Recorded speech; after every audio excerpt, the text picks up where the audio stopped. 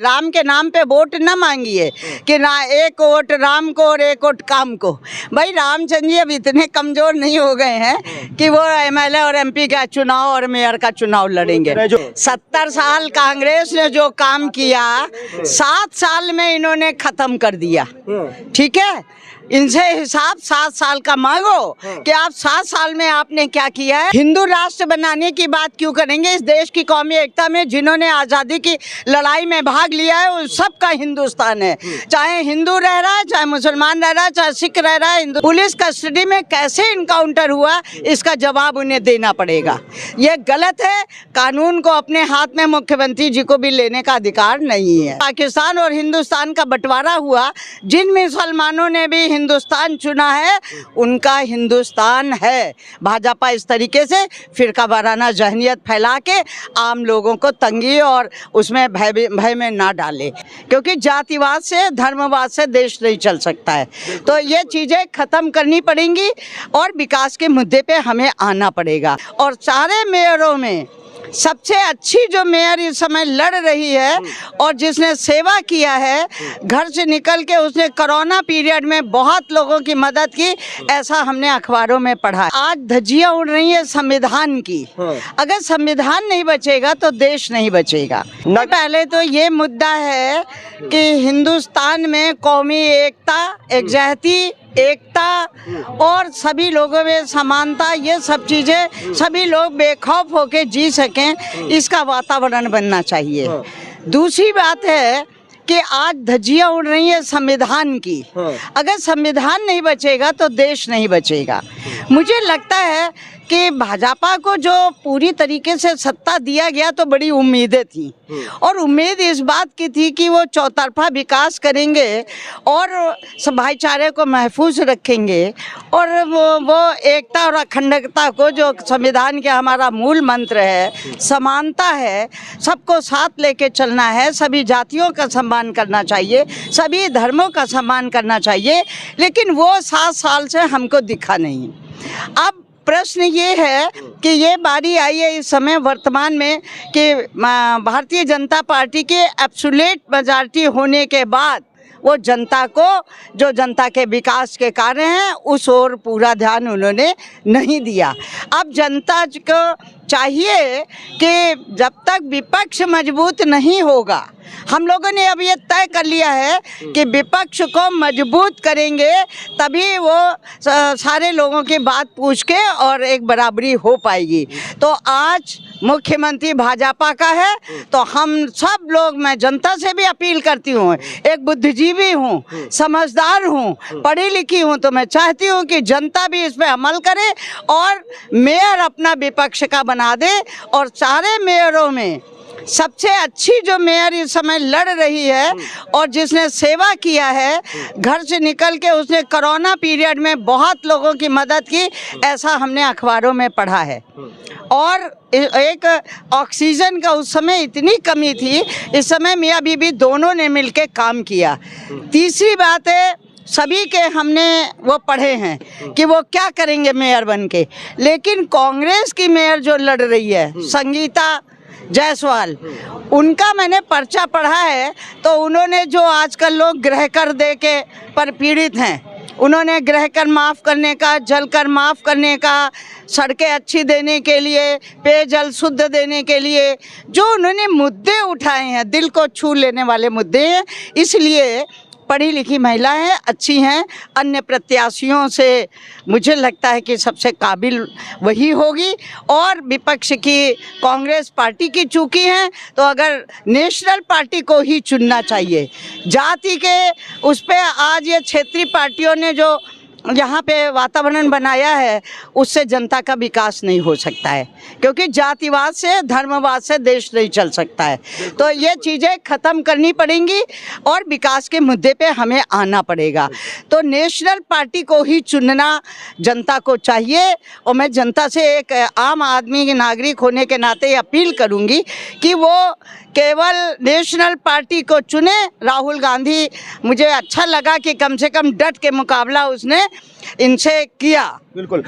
जब आप national party की बात करती हैं, नेशनल पार्टी को चुनने की अपील करती हैं, तो ऐसे में भाजपा जो है कहती है कि हम बहुत बड़ी पार्टी है और नेशनल पार्टी है, और वो कहते हैं, आप कह रही हैं कि हिंदू मुस्लिम एकजहती की जब बात करती हैं तो कहते हैं सबका साथ, सबका विकास और सबका विश्वास का जो है वो नारा लेकर के लगातार काम कर रहे हैं। ये भाजपा कहती है कि हम सबका साथ, सबका विकास और सबका विश्वास जीतने में कामयाब हो गए हैं। हिंदू राष्ट्र बनाने की बात क्यों करेंगे? इस देश की कौमी एकता में जिन्होंने आज़ादी की लड़ाई में भाग लिया है उन सबका हिंदुस्तान है।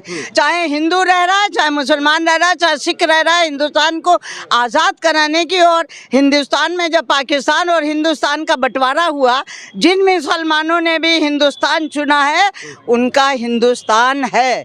भाजपा इस तरीके से फिरका वाराना जहनियत फैला के आम लोगों को तंगी और उसमें भय में ना डाले। ये इसको खत्म करे। भय मुक्त समाज होना चाहिए, भय युक्त नहीं होना चाहिए। वो कह रहे हैं अपराधी माफिया थर थर काँप रहे हैं, भय मुक्त उत्तर प्रदेश बन गया है, अपराध मुक्त उत्तर प्रदेश बन गया है, बुलडोजर चल रहा है माफियाओं के ऊपर, दिन दहाड़े जो है एनकाउंटर हो रहा है माफियाओं का, बेटियां बहू बेटियां सुरक्षित हो गई हैं पूरी तरह से। गहने लाद के 12 बजे रात में चाहे जहां निकले जहां घूमे। तो आपने बहुत अच्छा मुद्दा वर्तमान में अभी उठाया है। मैं ये बताना चाह रही हूँ कि संविधान में 4 स्तंभ हैं, कार्यपालिका, विधायिका, न्यायपालिका और पत्रकारिता।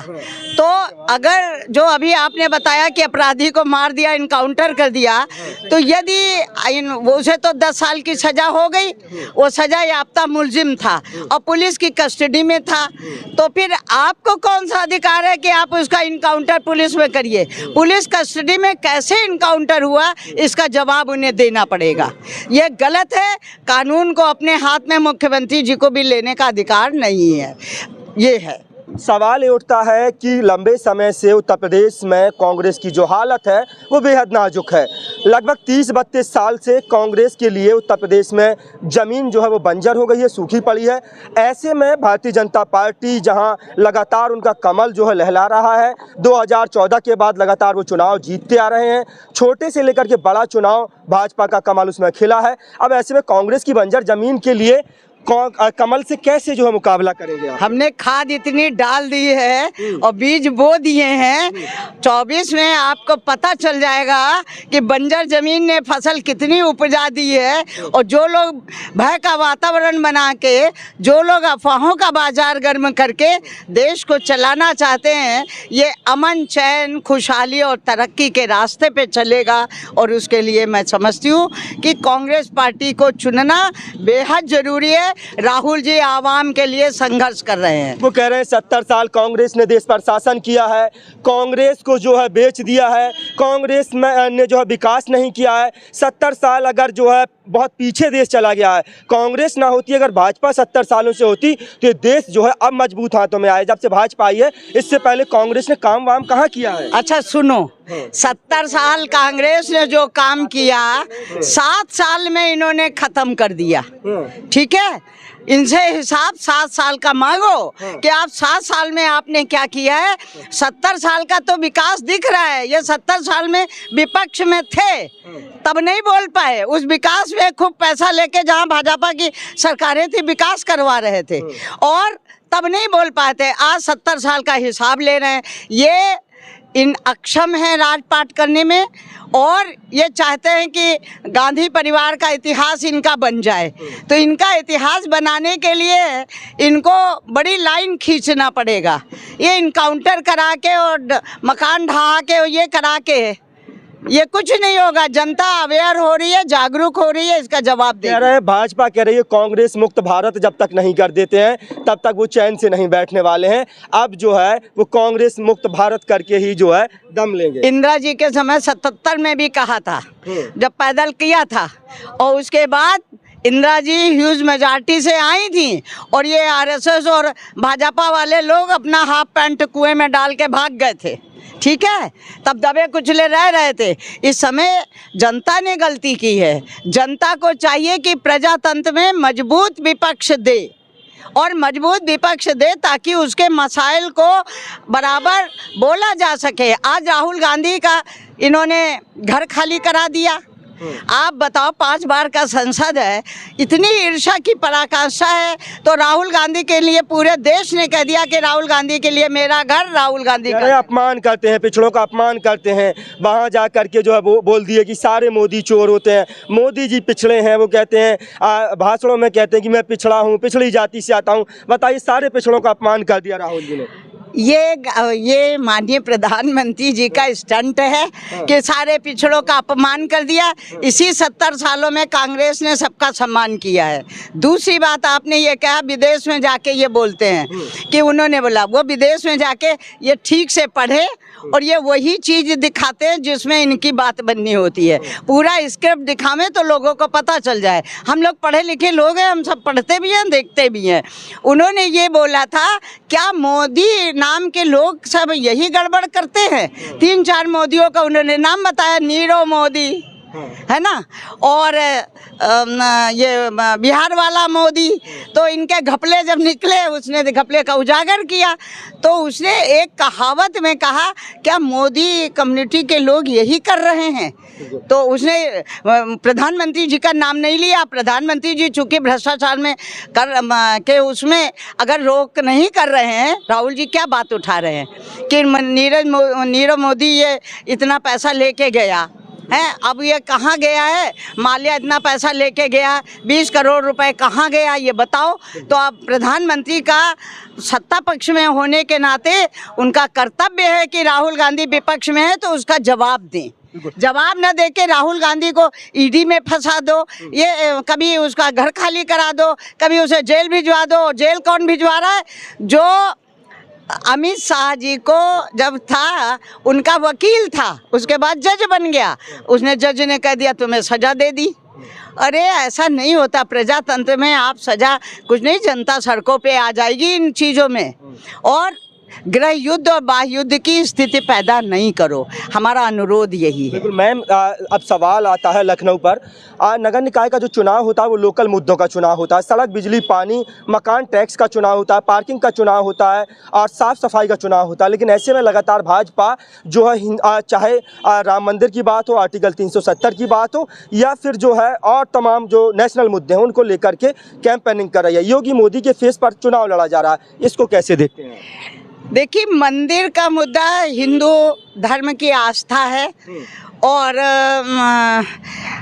मंदिर के लिए जो ये बात करके वोट मांग रहे हैं, मर्यादा पुरुषोत्तम राम ने, मर्यादा पुरुषोत्तम राम इसीलिए कहलाए वो कि उन्होंने अपने राज्य में राम राज लाके एक धोबी के कहने को भी ध्यान में रखा और आदर्श स्थापित किया।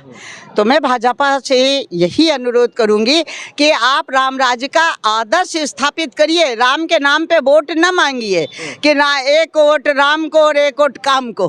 भाई रामचंद्र जी अब इतने कमज़ोर नहीं हो गए हैं कि वो एमएलए और एमपी का चुनाव और मेयर का चुनाव लड़ेंगे। जो राम को लाए हैं हम उनको लाएंगे, ये उनका गुरूर और घमंड है।